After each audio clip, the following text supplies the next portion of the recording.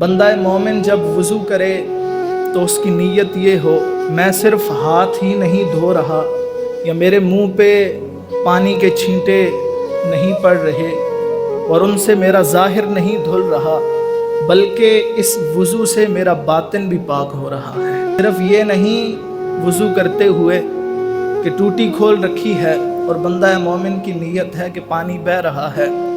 منہ پہ اس نے پانی ڈالا ہے تو میرا منہ صاف ہوا ہے، ہاتھوں پہ اگر پانی ڈالا ہے تو ہاتھ میرے صاف ہوئے ہیں، اور اگر پاؤں پہ پانی ڈالا ہے تو پاؤں صاف ہوئے ہیں۔ صرف یہ نیت نہ ہو بلکہ یہ نیت ہو، جس طرح میرا ظاہر پاک ہو رہا ہے اسی طرح رب میرے باطن کو بھی پاک فرما رہا ہے۔ اور اس پر اللہ کے رسول صلی اللہ علیہ وآلہ وسلم کا فرمان عالی شان ہے۔ رسول اللہ نے فرمایا جب بندہ مومن وضو کرتا ہے تو وضو کرتے ہوئے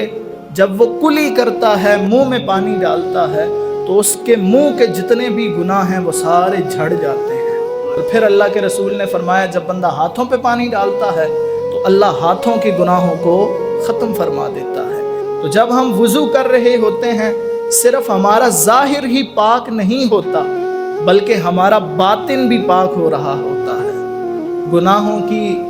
پلیدگیوں سے اور گندگیوں سے ہمارے باطن پر بھی ضربیں وضو کے ذریعے لگ رہی ہوتی ہیں، اور اللہ اپنے کرم کے صدقے، اپنے فضل کے صدقے ہمارے جو وضو کے اعضاء ہیں،